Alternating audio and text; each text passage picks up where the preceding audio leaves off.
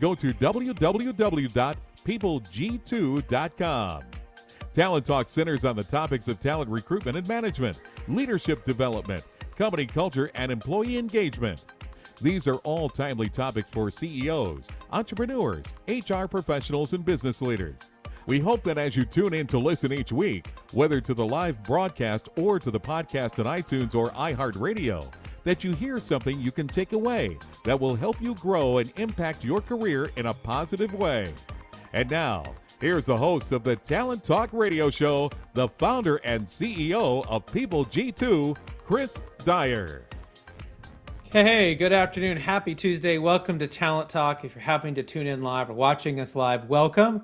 If you're getting this as the podcast after the fact or just rewatching a replay, well, you're still welcome. So certainly how you interact with us may be a little bit different, but we would love your comments, your feedback, for you to be a part of the conversation, whether you're tweeting, commenting on LinkedIn, on Facebook, wherever that may be. We certainly really enjoy that part of it. And the reason for that is that, I started this show many, many years ago because I love to have a conversation with smart people and pick their brains and find out what they're thinking about, what they're reading, what is it maybe I should be thinking about, or what I am seeing, what they're seeing coming that I haven't seen yet, so that I can help my clients, my companies, my employees, those people around me to think and be ready for maybe what's coming next. So obviously sometimes we can prepare for those things, and sometimes we can just be as ready as we can when the unpredictable happens, as has been a regular topic over the last few years on this radio show. So there's been so many incredible stories. A lot of them have ended up in one of my two books, which you can check out. They were Amazon bestsellers, The Power of Company Culture, and then the more recent one, Remote Work. So love to have you check those out. Let me know what you think. You can get them on Amazon or wherever you buy your books online.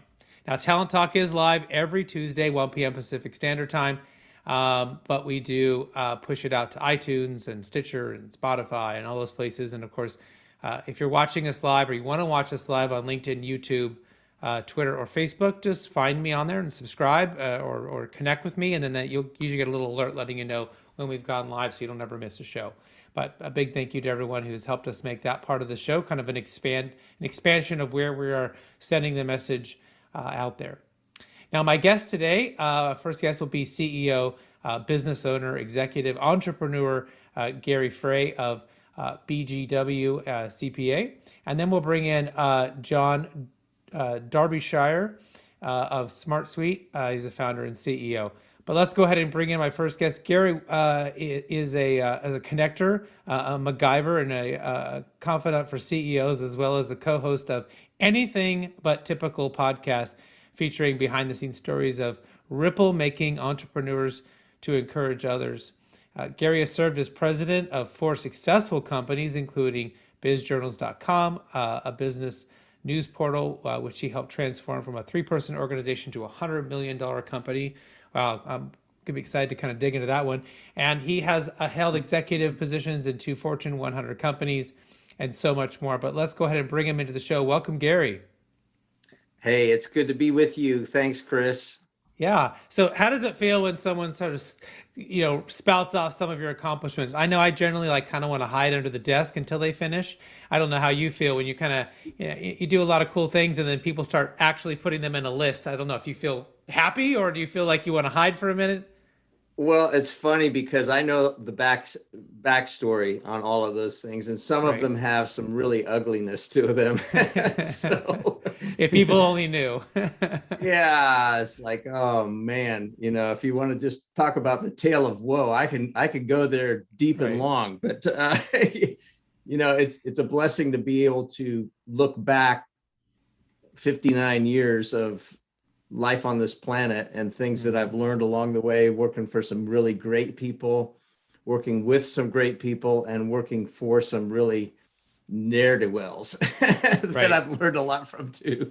So, well, maybe you could tell us, besides what I mentioned, what else should people know about you? What is it maybe you're kind of focused on right now, or in that 59 years of this journey? What's important for us to know right now? Well, if anybody out there feels like I don't fit or I wonder where I fit, I have asked myself that so many times. My life career has been, I planned and God laughed. And all kinds of things. I've been through partner embezzlement. I've been through $30 million worth of us getting wiped out in a private equity firm. I mean, I've been through some crazy, crazy stuff.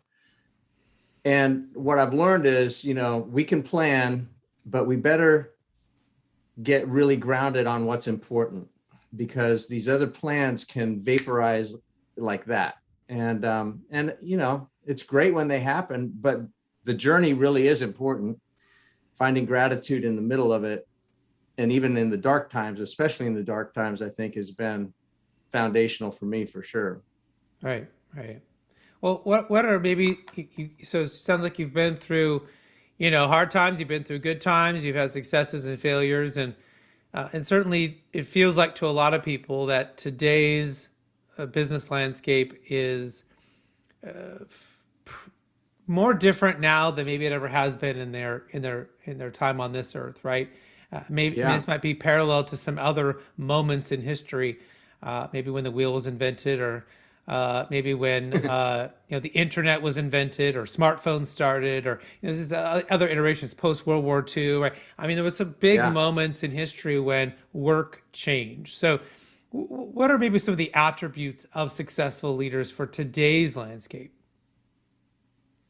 Yeah, it's funny. I just got off of an interview with a filmmaker that came to my house. He's still packing up downstairs, so I can be on your thing. And he asked me a similar question. And, I think getting really serious about your why, Simon Sinek, right? The whole why, and really understanding to the best of your ability, and keep asking that question. Because I think sometimes it can change, or it can shift a little bit, but the more grounded we are in our why, what drives us, what's our purpose, the more we're secure in that. What's interesting is you can flex and you can bend. You won't change what's your true north. You won't compromise on those core values, which are so critical. Core purpose, core values are so critical for a company, but for individuals as well. But you can bend as the market necessarily needs you to. Like, all of a sudden, something that you never thought of in your wildest dreams, you could actually find a need to fulfill that you actually are uniquely qualified to do, but was never in your consideration set. So I think that's really, really important. The other thing that I would say is just, being through some meat grinders that I've been through, finding gratitude in the midst of devastation doesn't ignore the devastation, but it puts it in perspective. And for me, being trained as a designer early in my career, I could find the flaw in everything. I mean, and it's a gift, but it's also a curse. And so I've had to really get intentional on finding gratitude in the middle of, hey, I don't like this circumstance, or I'm in a really scary circumstance. Those two things have been like foundational, at least for me. I'm really glad you kind of remind us of this, the why, because so many people that listen to this show are not the business owner. They are not the entrepreneur. And so they may be feeling like, well, maybe me understanding my why isn't as important. I'm not driving the business goals, or I'm not inventing the product, or what have you. But I can't tell you how many people have been on this show that said, I knew what I wanted to do. Like, I wanted to help people, or I wanted to grow businesses, or whatever their why was. And then, what they got their degree in, or where they started their career, turned out not to be the place where they needed to be, right? Like, they started off in HR and that wasn't the right place, or they started off in something else and they ended up in HR, but they understood what their why was. They understood what they wanted to do, why they wanted to do it, and it could give them options. I've met people who were sort of suddenly found themselves unemployed, and they were like literally only looking for jobs that were exactly what they were doing before, instead of maybe looking at jobs that would encompass that why, right? Encompass what they enjoy doing, or what, right? And allowing themselves that flexibility to maybe change industries or markets or job titles and things like that. But that takes a little deeper understanding, which I don't know.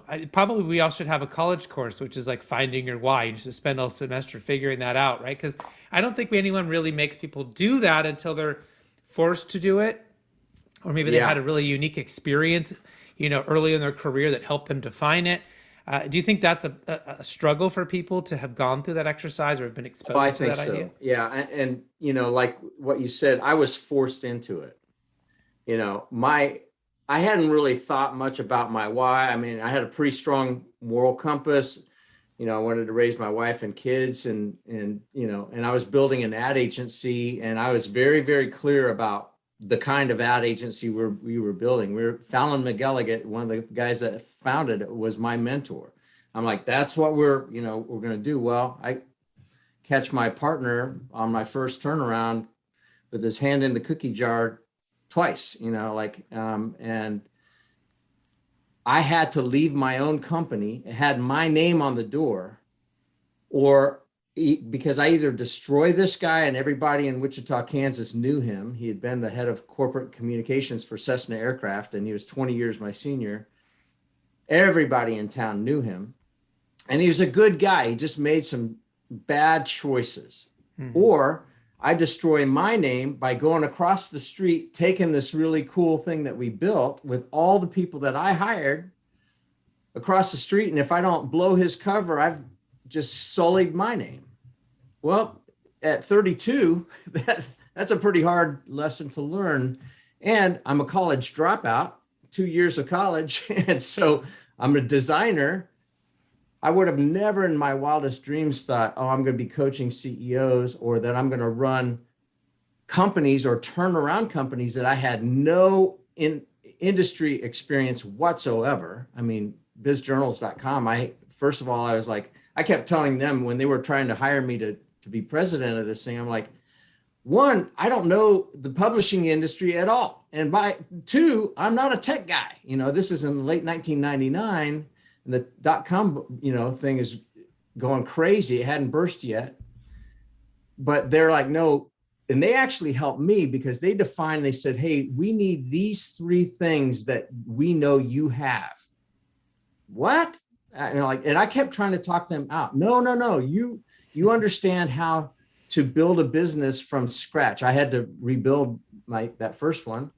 You are a great connector. We need somebody that can connect across these 41 business journals that are very threatened by the existence of this thing called .com.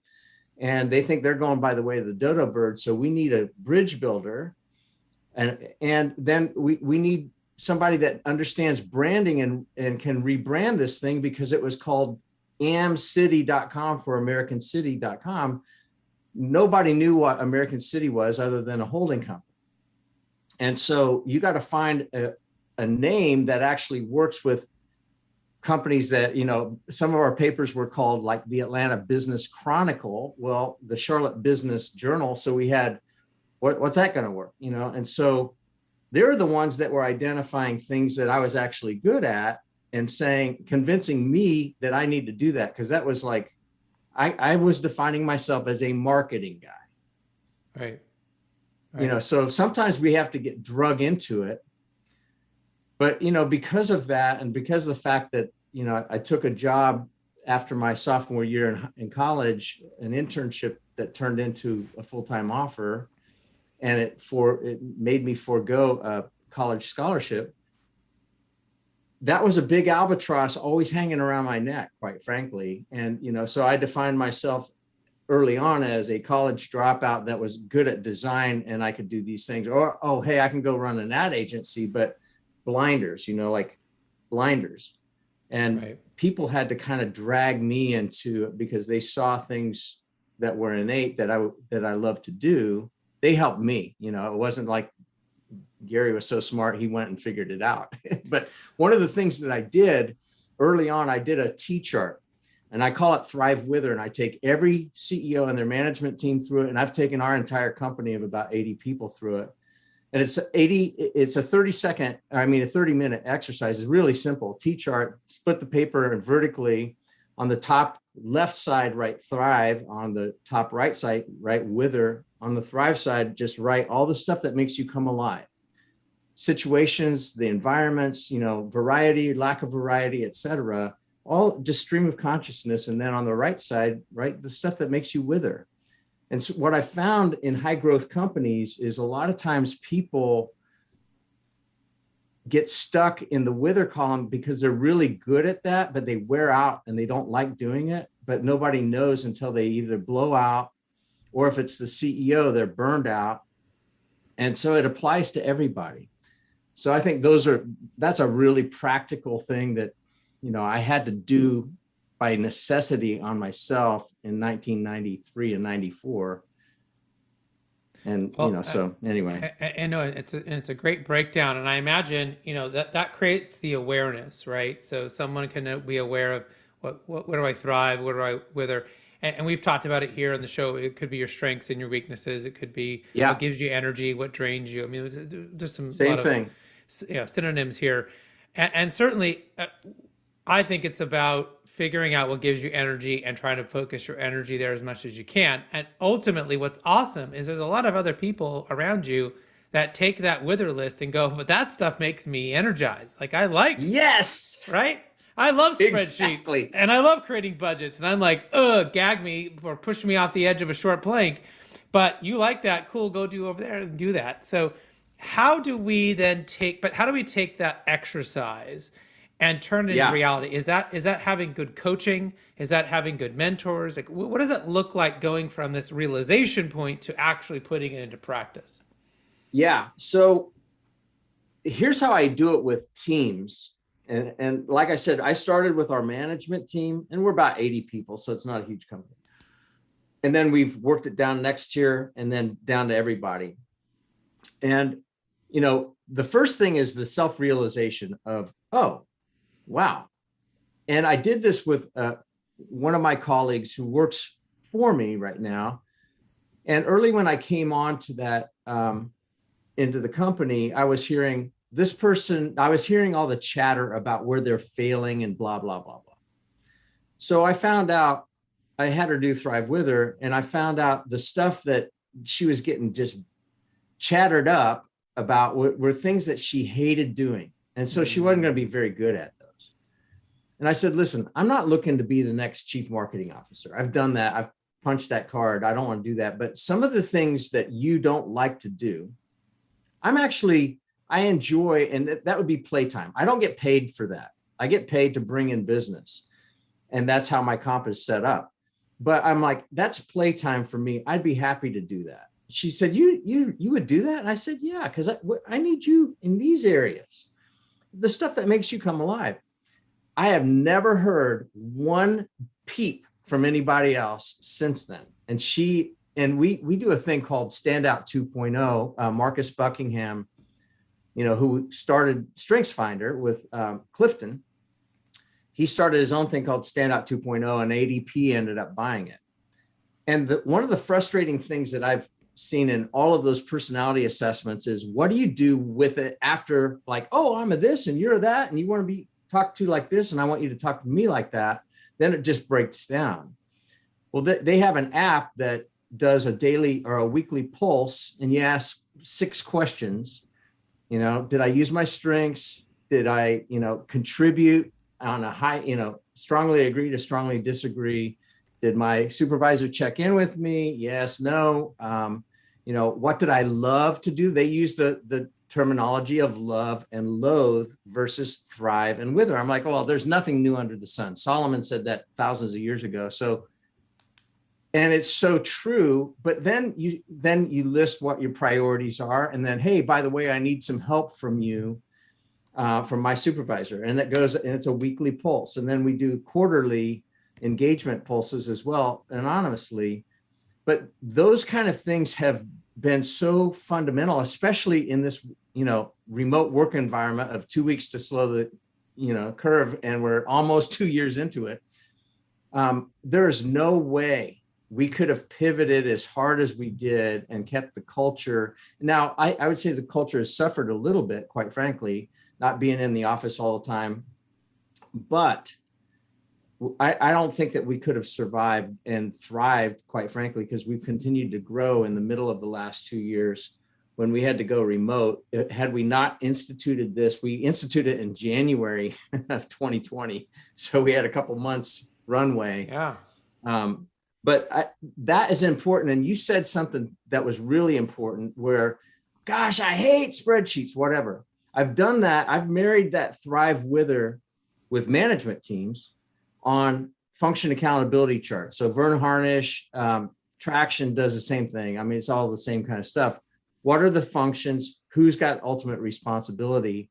And then what I do is I'll horse trade certain responsibilities. And, the CEO is still the CEO, the CFO is still the CFO. But in some cases, kind of like what happened with my marketing director, I was able to take things off of her plate so that she could actually function in these other things that were really important. She still has the role. She's still the conductor. And I can do these other things that are actually playtime for me. That is where the rubber meets the road, as far as I'm concerned, in that really simple exercise, mirroring it up against, but you have to have the conversation with your team or your superior or your subordinates. Yeah. It's really important. And, you get people who are in these positions that are very confident, that have a lot of experience, that are being asked to make decisions decisively. And then you go back to ask them, well, let's figure out how to take some decisions away from you, or some things away from you that are, sort of in your wither area. But sometimes they can be a little resistant, right? Because they've always done it. Even though they don't like it, but they're comfortable, and can somebody else do a better job? And so it really can take a good coach and a good conversation to really help people, let some of that stuff go, and let somebody else shine at that, right? And not just. And if you don't see it as a demotion, or, this is going to negatively impact my pay. Yeah. There's a guy in town that runs a very big company, huge. One of the most innovative mortgage companies in America. And one of his things that they do culture really, really well. And they have cool merchandise and stuff like that. Like the guy likes wearing t-shirts and whatever. He likes buying the merch. Like he likes picking the merchandise. Well, you could go, well, that's what the CMO should be doing, or somebody, a design person downwind. No. Well, he likes doing it. So like you're the CEO, you can do whatever you want. Just pull the stuff off that you aren't good at doing, even if the stuff that you should be good at doing, CEO stuff. If you can have the humility and the trust with the rest of your team to go, you know what, I actually suck in these things. COO, CEO, CFO, CIO, CHRO, CMO. Would you be willing to do that? You model humility, and guess what? It becomes safe zone for everybody else. Yeah, and it's not just what you do, but also maybe how you're doing it. I've learned sometimes of those different personality tests at different times that would tell me, when you're in high stress, you tend to operate this way. And I realized if I'm doing that, I'm hurting my team. But if I can recognize it and go back and operate where I'm at my best, even though it's high stress or we're on a deadline or whatever, that I can be better. And so I've seen I've learned over the years a few different techniques that leaders have used to try to make sure that they stay in the good way, right? The positive way that they need to operate. Maybe the tasks need to be theirs, but they don't need to be a jerk about it. They don't need to get stressed out about it. They don't need to lower their communication or overdo the communication or whatever it may be. I think one of the funniest ones, we had Marshall Goldsmith on the program a few years ago, and he said he has someone who calls him every week and asks him like 2 or 3 questions, and it's just to keep him in line, like to remind himself. This person has no control over him. He doesn't. Yeah. There's nothing in there. She just says, "Did you do this with your time? Did you prioritize?" And it's just to keep him accountable to himself, right? To nobody else but himself. Tim Ferriss has got some good examples about putting money up into a trust, right? And if you go and do something you said you wouldn't do, that your money's going to get donated to a charity you would hate, right? So Oh, wow. if you're adamantly opposed to your money ever getting to a particular group, put it in a trust, like put it in a temporary thing. Like if I don't do the things I said, it's going to go there, right? Whatever motivation you need Wow. to be I've seen extremes. I've seen, more plausible, but highly successful people find ways to have levers, I think, to do the things you need to do. Yeah, that's really good. I've mentioned it probably too many times on this program, but I started a book club just so I would have to read a book every month, right? I Yeah, wanted that's to make good. sure I read a book. So I have a book club. I'm responsible. I have to show up. I have to facilitate it. So I'm going to read the book. I will never have an excuse. Oh, I didn't have time this month, because I feel social pressure to show up and deliver. Yeah, that's good. So you gotta. I think people just have to find those ways. So, anyways, we're just about out of time here. I want to make sure we ask you the most important question: is how can people get a hold of you? How can they find out more about you? Where should they go online if they're interested in learning more about you, Gary? Yeah, LinkedIn is probably the best thing. It's Gary Frey, Frey, Gary Frey. Really simple. And by the way, book this one. Have you read this one? A More Beautiful Question. No, I'll have to check it out. Oh, this is good. I mean, I read half of it in one sitting yesterday. A workout buddy of mine that's half of my age said, with what you do, he was telling me about this book. I said, I got to get it. So I ordered it Sunday, got it yesterday, went through half of it in about an hour and a half or two. But it's really, really good. So anyway, there you go. We'll put that into the notes for everybody. And Gary, thank you so much for being on the show today and giving us such amazing insights. I would love to have you come back at some point and give us kind of keep the conversation going. There's so much more we could have gone into, but thank you again for being a part of the show. It's a pleasure meeting you. Thank you for having me on here. It's been a joy. So I'll let your next guest come on. Thank you. All right. We'll be right back after, and we'll a quick commercial break and bring in my second guest, Jon Darbyshire.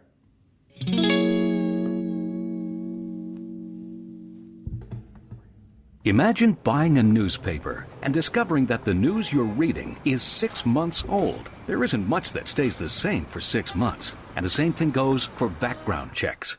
In a time when so much outdated information is being passed around, it's good to know that People G2 offers something different. At People G2, we provide today's intelligence, not yesterday's news. Our value-added approach offers you a fully FCRA-compliant solution. Yes, and Jeff. Up-to-the-minute information Why by do I have combining in my industry-leading notes technology with old-school John. So John's sick, and I'm one of the co-founders of Smart SmartSuite. information So that is accurate Oh. right now. I guess they didn't get delivered notice of quickly that, but- to our online system You're in? or Okay, integrated well, with your HR system. so you're one of the So ask same yourself, company. are you comfortable working Yeah. with old So- news, say that again? or are you ready for a different It's the same kind company, of though, background right? check? Same company, yeah. It's all the same. I can handle. Visit I can handle the rest. Change out the name, and you should be peopleg2.com good. or call 800-630-2880.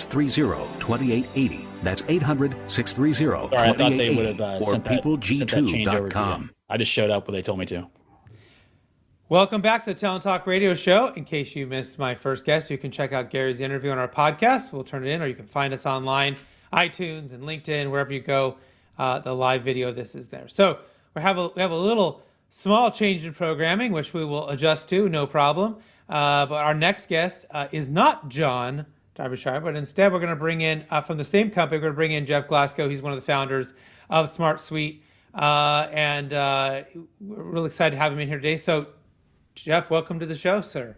Thank you, Chris. Yeah, sorry for the change up there. John pulled up sick the last minute, so I got the call. So. I get it. I was literally a couple weeks ago laying on bed going, if I just rest for 5 more minutes, I can still do the radio show for 5. Yeah. And I went, what am I doing? Like, I'm sick. I'm really sick. I just need to stay in bed. Pull the plug. Yep. So, well, fine. Why don't you take this little opportunity here? Tell us about you. What should we know about you? What are you kind of working on? What are you passionate about? And tell us more about SmartSuite. Sure. Yeah. Well, thanks for having me. This is great. So I'm Jeff Glasgow, one of the co-founders of SmartSuite, and have been here for the better part of a couple of years. We've been working on SmartSuite for a couple of years as a new work management platform. My role as a co-founder, I've always kind of lived at the intersection of business and technology, right? So I'm not a super tech guy, but I love the application of technology and what it can do for businesses. And so I've been through a number of different evolutions in my career, certainly as a small business owner, as a startup owner, founder, right? So I understand the need for a unified work management platform. And so that's what I spend my time focusing on every day, is how we use SmartSuite to help everyday businesses grow. And so what does Smart Suite do? Maybe you can kind of help us get a little deeper on that. Sure. Smart Suite's a work management platform, and it's really built for, as a business owner, for all your projects, all your processes, and all your everyday tasks. So if you think about one platform you can run your entire business on, that is Smart Suite. So typically you're going to have, databases and spreadsheets and bubblegum and email and shoestrings tying everything together within your business. Smart Suite creates a common platform. So you can run sales on Smart Suite, you can run marketing, product development, project management, all in one spot. So it's really a new generation of work management tools out there. Well, I think, as you mentioned, you've had a lot of different successful business ventures and things that you've been involved in over the year. Maybe you could talk a little bit about how has leadership during that course of your life to this point, how has leadership sort of impacted that flow and where you've kind of ended up today? Yeah, leadership, it means something to everybody. I think if we look at our founding team here at Smart Suite, so it's Jon Darbyshire, myself, Peter Novosel, we worked together years and years ago, and we've kind of seen, a decade of business kind of evolve and us evolve, and people we've worked with in the past go on to do some amazing things. And I think that for us, leadership's really about empowering people to do what they do best, right? So how do you get the right people, first of all, in the right seats on the bus? And then how do you let them kind of do what they want? And that's been an interesting evolution to understand, and then also to kind of see flourish out in the world once you get that combination right. If that's a fair answer. Yeah, no, it is. And it's interesting because we've had a lot of guests that talk about some of the moments that they experienced really poor leadership, right? And that kind of inspired them to be better leaders and to go start new things. I certainly had some of that where I had a couple examples of I had really great leadership as a kid. And then like my first couple of jobs, like really bad leaders. And it was like, whoa, okay, this is not how it's supposed to be, right? I know the people who didn't really know what leadership was. And then they got in and they had a great mentor, a great first boss, and they just, immediately wanted to become that kind of a person in the future, right? For other people, to be that mentor, to be that special person, I totally agree. And I think that there's something to be said that didn't get talked about very often, maybe, but how to be a great follower. I think early in your career, like you're talking about, you have those fits and starts, and you're going to have that trial and error with any role you're in, with bosses that you get just by, you happen to land in a role. And, I found that if you can be a great follower, kind of do your best to do to get the work done that needs to get done, and also try to kind of raise the bar a little bit. As a leader, I then find the people that kind of have that same mentality, and then you see them kind of elevate up their role and become, because if you understand how to be a good follower, you can enable people as a leader as well. Yeah. And then, sort of looking at what you guys do and being able to bring lots of different parts of the organization together in one place to really help with collaboration and engagement. Certainly one of the larger topics over the last 2 years here on this program has been the change in collaboration, the change in engagement. And I think what we have seen is that for a lot of companies, they realized their collaboration engagement was pretty poor, even though they were together and they thought it was really good. And as soon as they sent people home and removed all the BS and gave them more time to actually work. And early on, we saw like big gaps of actual focus time, actual time to think and to really, ponder things. Like productivity just went through the roof, right? Now, some people have tried to screw this up in the last 3 to 6 months by saying we all have to come back, or we got to have, 3,000 more meetings this week. But, what are you sort of seeing inside of the space of collaboration and engagement right now?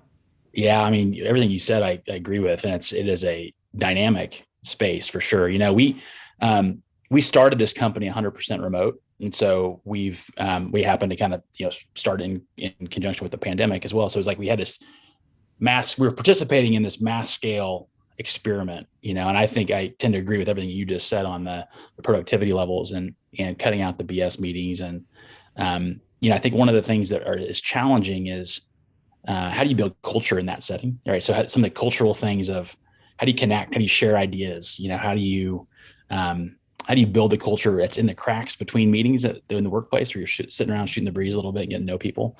And so we have, as a platform, we have integrated communication built into the platform. So we think that getting everybody on the same page, working in the same tool and the same system kind of all day, every day. One, it gives you the same foundational understanding of, the work that's getting done. So there's less need for meetings, hopefully. But there's also some time we have some cool templates you can download out there to, share ideas, create a learning library you can share with community. So we're trying to do some things in the platform kind of pre-built that you can download, install into your platform that's in your subscription that's kind of builds that culture a little bit too. Yeah. So, I mean, what do you think we're sort of headed? I mean, there's so many different apps and technologies and, people working long hours. We've got, staffing issues with people leaving and, it's kind of crazy right now. Right. So, are we sort of headed to this? I guess it's always a dream. Are we headed to somewhere better, or is this just going to be more of the same? What do you think? Well, I don't know if this is a sanctioned Smart Suite answer. This is the Jeff Glasgow answer to that. I think that we're heading. I think there are kind of two ways to answer that. There's a workforce that people like me, I get to enjoy, and I'm grateful for it, the ability to work from home or ability to be flexible, work from wherever, because the work I do as a knowledge worker is by and large in the ether of the computer right now. And so I think for people that are in that spot, which I think you're kind of inferring the mass resignation, et cetera, I think what we're seeing is a shift towards empowerment of the employee, where I think maybe in the past, there's kind of a rules of the road. The employer was in charge. They hold all the cards. And really I don't know if it's the analogy for real estate, if it's a buyer's market or a seller's market, but it's a market for employees right now. And I think what you're seeing is that you have to put some care into how you're giving flexibility to what people want. They're saying, hey, this is great. I can work remote. I can take an hour to go pick up my kids and it's okay. I can work early. I can shift and kind of work around my life as opposed to really work being the object you have to work around. And as more and more people are experiencing that, I think it's addictive, frankly. It's a more flexible way of living. And it's without one that you don't have to have, I think, this strict, here's my work life and here's my life. And that balance where you used to go in at 8 a.m. and leave at 5 or whatever, or extended hours. Now it's kind of all intertwined and you can manage it what's best for you. So I think it's really a powerful and empowering state for those that get to participate in this. Yeah. And that's one of the big focus of conversation, that there's been these natural moments. You drive into work, so you feel like you're leaving your personal life behind and you're into your work life. Yep. And then you leave and you drive home, or you take the bus home, or the train, or whatever you do, right? And you feel like you've left work, right? Yeah. And now you're back into family life. And I do remember back in 2009 when we started doing remote work, I felt like I stopped having these on and off switches. Yeah. Right. And what you instead had to do was try to create some balance and be okay that I was going to work from 8 to 9 p.m. because I really had a big deadline or a big client. But sure, I wasn't going to feel guilty if I wanted to go volunteer my kids' class from 1 to 2. Right. And allow that shift and not be so like single-minded. I'm on, I'm off. It's like, I don't know. If anyone who has Apple products, Apple iPhone, you look at like your screen time. Yeah. Right. Like it's almost the same thing, like going back and reflecting on your life, like looking at it from how much should I spend at work? How much should I spend with my family and friends? How much should I spend, doing things to improve myself, whether that's exercising or reading a book or whatever. And then saying, where do I need to make adjustments? Yeah. Right. Yeah. I get my screen time and it says I was on TikTok a little too much. Okay. I need to not be on that app so much. It's next week and do other things instead. Right. So do you think that's the right way for us to start to think about it in those sort of moments of reflection? Or is there another way that maybe you're kind of suggesting your team looks at it? I think it's just, there's a gravitational force that's just pulling us that way. And I think if you're not thinking about that from a leadership standpoint, you're probably off. You're not hitting where the trends are. The younger generations where we are, me personally, I've experienced that 8 to 5 transition, by the way, there's speaking of Apple, I just watched over the weekend, Ben Stiller's got a new thing on Apple Plus. It's called Severance. It's about people have like severed their mind between work and home. They're like, they don't remember going to work and what happens at work and personal home. So check that out. It's really kind of a trippy concept that is an extreme example of what you're talking about. But, I grew up with that kind of that transitional period you're talking about. You go in, you leave, you flip the switches. The younger generation, the people that are doing the work today, right? The millennials, the Gen Zs, they don't have a frame. They don't have a reference to that. Like this is just how they work. And it's kind of a fluid transition during the day of maybe there's a 8 a.m. yoga class and I start my day at 7, I go to yoga and then I go and, kind of make up for that as the day goes on. So I think absolutely you have to be thinking about it in those terms. Yeah. And it's an important reminder that as leaders, we need to be having those conversations with, especially anyone we put in that category that is merging those lives and those worlds together very fluidly, but it's to be having this, if we're noticing a change in productivity or a change in balance or change in their mood or their outcomes, that we can't separate work and personal so much. We have to be willing to ask those questions and get in there. Maybe they are struggling somewhere personally, or maybe they need to take a little more time and we need to help them figure that out, because otherwise they just leave. Yeah. The only other solution, if they don't think about it, is to say, well, I'm just going to quit this job, get rid of all those frustrations, go get a new one and hope everything else is going to be okay. But they're going to find those exact same frustrations over there. Exactly. I think you're 100% right. At the end of the day, work is work. Work has to get done. And I think that our philosophy and as we approach building Smart Suite is that we really are building this for the millennial teammate, the Gen Z teammate that's going to come in, be working in the system. Kind of, they're the ones doing a lot of the work, not the ones managing the work or leading the work, and they're leading the company, right?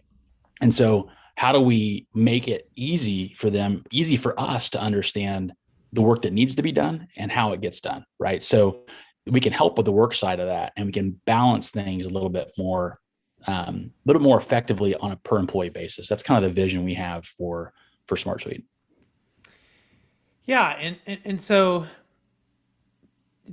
do you think what you guys are offering is sort of giving them, is it really targeted the employee to give them more of that balance, or is that just a nice sort of after effect? Is it more about putting together all these different systems so that maybe we can cut down on people doing duplicate work, or we can cut down on people, having to do tasks they don't need to be doing that could be handled in some other way or in some other program or with AI? Like, what is sort of that? Yeah.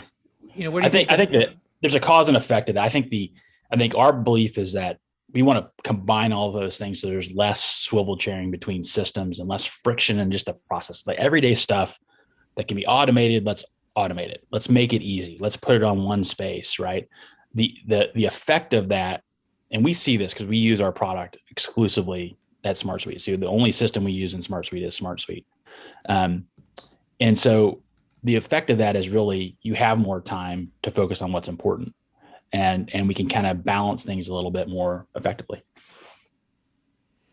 Yeah. And I think that's important, and understanding where you're going to really get the value, and where are you really going to get, I guess, sort of the time savings or the synergy is important. Because at the end of the day, I'm a believer that, you have to build people first. You have to figure out how to manage your people, get the right people in there. And then you have to create really good processes to help them be successful. And that's the norms, and that's the ways in which you move. And then the technology comes in to support it, right? Yeah. If you come in and you build it on the technology first, I think you fail. And and maybe someone would argue with me on that, but I think you fail if you start with technology. I think you have a really hard time if you just start with process and you don't have the right people and the right technology.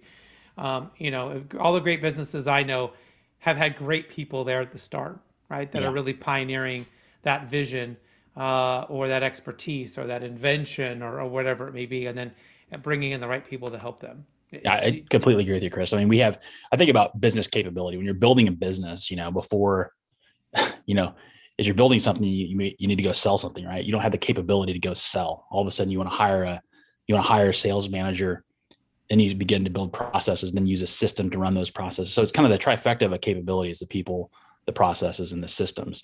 I think it goes probably in that order. The most important is the people, then it goes the processes, then what are you using from a technology standpoint? And then that should fade to the background. It really is about the process and how efficient you can make it. So we kind of know that role of Smart Suite in particular. Yeah. Yeah. Well, certainly appreciate, you being able to hop on with us, and like I said, be a great substitute here, for your counterpart. One of the questions that we enjoy asking, our guests from time to time is there a book that you're reading right now you might suggest that we should check out, or maybe one that you typically suggest, your team reads that we might consider? Yeah, I'm actually the honest answer to that, I'm rereading a book right now. It's Man's Search for Meaning by Viktor Frankl.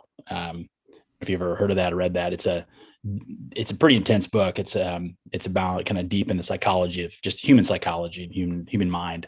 But there are a ton of nuggets you can pick up on when you're, especially when you're in a spot like we are, where we're in the trenches of building a business, right? And there's a lot of stress and a lot of fatigue and things that pop up. And there's some really good insights on how you can manage that, and by understanding the nature of your mind and how it works through points of stress and tension. So pretty interesting book. Yeah, well, I'm sure our listeners would love to check it out. And the final question is how do people find out more about Smart Suite? How they find out more about you? What's the best way for them to get more information? Yeah, smartsuite.com, and then you can find us on the social media channels. I think all of them are at Hello Smart Suite. And then me personally, I respond to social media stuff at the Smart Suite channel, and then you can always email me. It's just jeff@smartsuite.com, and I'll get back to you. Love to hear from your audience. Well, fantastic. I really appreciate you being on the show, and hopefully we can have you back or your counterpart or both of you on, again in the future. And I'd love to learn more. I know I want to learn more about Smart Suite. And with everything that we do from a technology standpoint. So hopefully our everyone out there listening will as well. So thank you again for being a part of the show. Really appreciate you being here. Yeah. Thank you, Chris. Appreciate it. You guys have a great rest of the day. All right. Thanks everyone for tuning in to today's show. Hopefully you gained something you can use in your own career in a positive way. Until next time, do what you love and show the world how talented you can be today.